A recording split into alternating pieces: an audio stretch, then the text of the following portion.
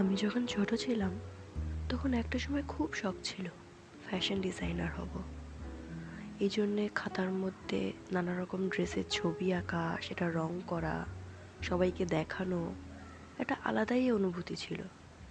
কিন্তু বড় হওয়ার সাথে সাথে সেই শখটা যেন কোথায় হারিয়ে গেল।